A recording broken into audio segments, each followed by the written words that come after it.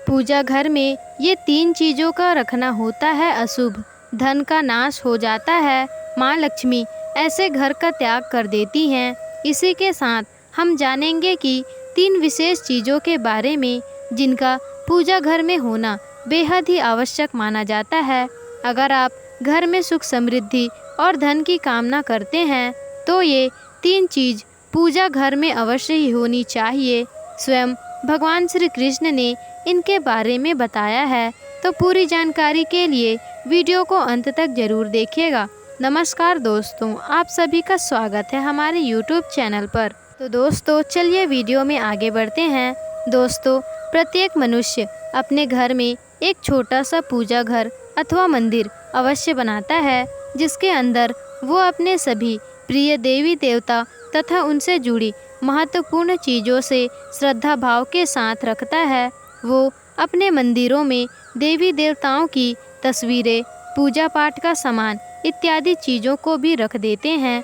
परंतु हमारे शास्त्रों में मंदिर के अंदर कुछ चीज़ें रखना जितना फलदायक है, उतना ही कुछ चीज़ों का रखना अमंगल और अशुभ होता है।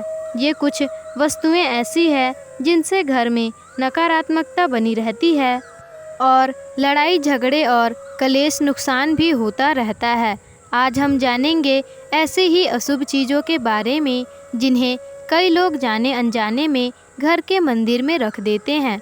अगर आपके भी घर में ऐसी चीज़ें रखी हुई हैं तो उन्हें तुरंत ही वहां से हटाकर किसी दूसरे स्थान पर रख दीजिए। लेकिन दोस्तों, पूजा घर में भूलकर भी ना रखें। लोग ऐसा इसलिए करते हैं क्योंकि उन्हें लगता है कि ये चीज़ें धार्मिक है और इनकी भी पूजा की जानी चाहिए।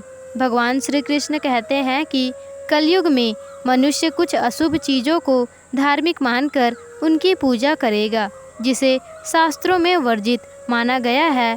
भगवान श्री कृष्ण ने ये भविष्यवाणी पहले ही की हुई थी कि कलयुग में मनुष्य अधार्मिक और अशुभ चीज़ों की पूजा भी करेगा। तो चलिए जान लेते हैं कि हमें हमारे पूजा घर में कौन सी चीज़ें नहीं रखनी चाहिए और कौन सी चीज़ें रखनी चाहिए। दोस्तों, सबसे पहली बात करेंगे दीपक और धूपदान। तो दोस्तों, भारत की परंपरा मिट्टी से जुड़ी हुई है, इसलिए मंदिर में पारंपरिक मिट्टी का दीपक अवश्य होना चाहिए। अगर आप मिट्टी के दीपक नहीं रख सकते हैं तो धातु के दीपक का उपयोग करें। अगर भगवान में आपकी आस्था ज़्यादा हो तो आप उपला भी रख सकते हैं। घी और गुड़ का धूप भी दे सकते हैं। ऐसा करने से घर में सुख शांति बनी रहती है। दूसरी चीज़ है स्वास्तिक। घर के मंदिर में स्वास्तिक अवश्य होना चाहिए, या तो आप इसे रोली से बना लें, क्योंकि स्वास्तिक आपके घर की शक्ति सौभाग्य का प्रतीक माना जाता है। वहीं मुख्य कारण है कि कोई भी शुभ कार्य करने से पहले स्वास्तिक का चिन्ह अवश्य बनाया जाता है। तीसरी चीज़ है कलश। भगवान श्री कृष्ण कहते हैं कि कलश सुख और समृद्धि का प्रतीक होता है। अपने मंदिर में रोली कुमकुम से स्वास्तिक बनाकर उस पर ये मंगल कलश अवश्य रखें। ऐसा करने से घर में सदैव समृद्धि बनी रहती है और ऐश्वर्य की प्राप्ति होती है। चौथी चीज़ है दोस्तों शंख। बहुत ही कम लोग जानते हैं कि शंख की उत्पत्ति समुद्र मंथन के 14 रत्नों के साथ हुई थी। इसी कारण से शंख माँ लक्ष्मी को अत्यंत प्रिय है। शंख की ध्वनि से सकारात्मक ऊर्जा का भी संचार होता है, इसलिए मंदिर में शंख अवश्य ही होना चाहिए।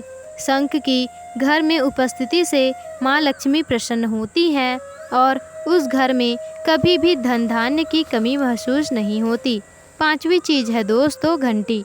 मंदिर में आपने घंटी अवश्य ही देखी होगी, क्योंकि घंटा को शुभ माना जाता है। इसलिए जिस घर के मंदिर में घंटी की आवाज़ होती है वहाँ का वातावरण शुभ और पवित्र बनता है। जिस घर में पूजा के दौरान घंटी बजाई जाती है उस घर के आसपास भी सभी नकारात्मक शक्तियाँ दूर हो जाती हैं उस घर के आसपास से, और साथ ही सुख समृद्धि के द्वार खुलने लगते हैं। तो दोस्तों, ये हैं वो वस्तुएं जिन्हें घर के मंदिर में ज़रूर ही रखना चाहिए। तो आइए दोस्तों, अब जान लेते हैं कि घर के मंदिर में कौन सी चीज़ें कभी भी नहीं रखनी चाहिए। सबसे पहली बात, गणेश जी की विषम संख्या में मूर्ति। दोस्तों, पूजा घर में कभी भी गणेश जी की मूर्ति 1, 3 अथवा 5 ऐसी विषम संख्या में ना रखें। अपने मंदिर में गणेश जी की केवल 2 मूर्तियां रखें। इसे शुभ माना जाता है। अगर आप अपने मंगल की कामना करते हैं तो गणेश जी की मूर्ति मुख्य द्वार पर अंदर की तरफ मुख करके लगाएं। कई लोग ये गलती करते हैं कि मुख्य द्वार पर गणेश जी की मूर्ति बाहर की ओर मुख करके लगा देते हैं, जिससे उन्हें काफ़ी ज़्यादा नुकसान का सामना करना पड़ता है। अगर आप चाहें तो मुख्य द्वार के दोनों ओर लगा लीजिए। अगर आप चाहें तो मुख्य द्वार के दोनों ओर लगाइए या तो मुख्य द्वार के अंदर की तरफ लगाइए, लेकिन खाली बाहर की ओर कभी भी ना लगाना चाहिए। दूसरी चीज़ है टूटे हुए चावल। अपने मंदिर में कभी भी टूटे हुए चावल ना रखें।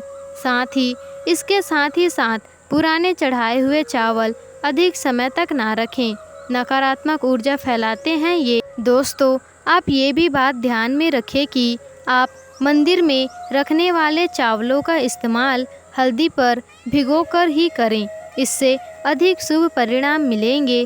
तीसरी चीज़ है पूर्वजों की तस्वीर। अगर आपके घर के मंदिर में आपने पूर्वजों की तस्वीर रखी हुई है तो उसे तुरंत ही वहां से हटा दें, क्योंकि वास्तुशास्त्र में पूजा घर में मृत परिजनों की तस्वीरें रखना अशुभ माना जाता है। इससे अशुभ परिणाम प्राप्त होते हैं। मृतक परिजन सम्मानीय होते हैं, किंतु उनका स्थान देवताओं के बराबर नहीं है। मृत परिजनों की तस्वीर घर के पूजा घर में रखने से पूजा घर का वातावरण भी नकारात्मक बन जाता है, जिसका अशुभ परिणाम हमें भुगतना पड़ता है। कई लोग साधु संतों की मूर्ति अथवा साधु संतों की तस्वीरें भी पूजा घर में रख देते हैं, लेकिन ऐसा करना अशुभ माना जाता है। अगर आप किसी भी साधु संत को मानते हैं तो उनकी तस्वीरें दीवार पर लगा सकते हैं, लेकिन पूजा घर में भूलकर भी ना रखें। दोस्तों, भैरव जी और शनिदेव अथवा काली माता की मूर्तियां कभी भी नहीं रखनी चाहिए। इसी के साथ ही माता लक्ष्मी की खड़ी हुई मूर्ति भी पूजा घर में नहीं रखनी चाहिए। माता लक्ष्मी सदैव ही बैठी हुई मुद्रा में होनी चाहिए। तो इस प्रकार से हमें पूजा घर में इन मूर्तियों को नहीं रखना चाहिए। आइए दोस्तों, अब जान लेते हैं उन विशेष वस्तुओं के बारे में जो आपके पूजा घर में ज़रूर ही होनी चाहिए।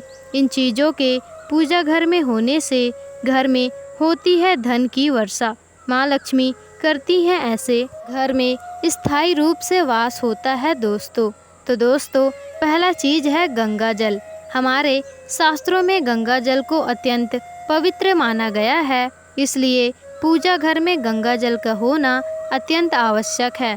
गंगा जल, गंगा नदी सभी पापों को नष्ट करने वाली है, इसलिए अगर आपके पूजा घर में एक तांबे के छोटे से पात्र में आप गंगा जल भरकर रखते हैं तो इससे आपके पूजा घर की शुद्धता बनी रहेगी और आपको आपकी पूजा का संपूर्ण फल भी प्राप्त होगा। तो दोस्तों, अब दूसरी चीज़ है कलश। शास्त्रों में कलश को पूर्णता का प्रतीक माना गया है। चाहे वह सत्यनारायण की पूजा हो, दीपावली हो, नवरात्रि हो, कोई भी पर्व हो या किसी भी प्रकार का उत्सव हो तथा मांगलिक कार्य हो, कलश की स्थापना किए बिना सब कुछ अधूरा ही माना गया है। पूजा में कलश का उपयोग देवताओं का आवाहन करने के लिए किया जाता है, इसलिए ईश्वर के सामने तांबे के कलश में पानी भर कर रखना बहुत अशुभ होता है कि हम अगर अपनी रोज की पूजा करते समय भगवान के सामने तांबे की एक कलश में अगर पानी भरकर रख दें तो उसका चमत्कारिक प्रभाव हमारे जीवन में अवश्य ही देखने को मिलता है। इसलिए मुख्य रूप से तांबे के कलश का उपयोग करें। पूजा में अगर किसी सामग्री की कमी रह जाए तो परेशान ना हो, पूजा को बीच में ना छोड़ें। ऐसे में भगवान को चावल और फूल चढ़ाएं और मन से ही उस चीज़ का ध्यान करें। प्लास्टिक की बोतल में या फिर किसी भी अपवित्र धातु के बर्तन में गंगा जल कभी भी नहीं रखनी चाहिए। अपवित्र धातु जैसे एल्यूमीनियम और लोहे से बने बर्तन, गंगा जल तांबे के बने बर्तन में ही रखना शुभ होता है। केतकी का फूल शिवलिंग पर अर्पित नहीं करना चाहिए। किसी भी पूजा में मनोकामना की सफलता के लिए दक्षिणा अवश्य चढ़ानी चाहिए। माँ लक्ष्मी को विशेष रूप से कमल का फूल अर्पित किया जाता है और अगर आप ये शुक्रवार के दिन करते हैं तो कई गुना लाभ मिलता है आपको। इस फूल को जल छिड़क कर पुनः 5 बार चढ़ा सकते हैं। हमेशा इस बात का आप ध्यान रखें। तो हमेशा आप इस बात का ध्यान रखें कि कभी भी दीपक से दीपक नहीं जलाना चाहिए।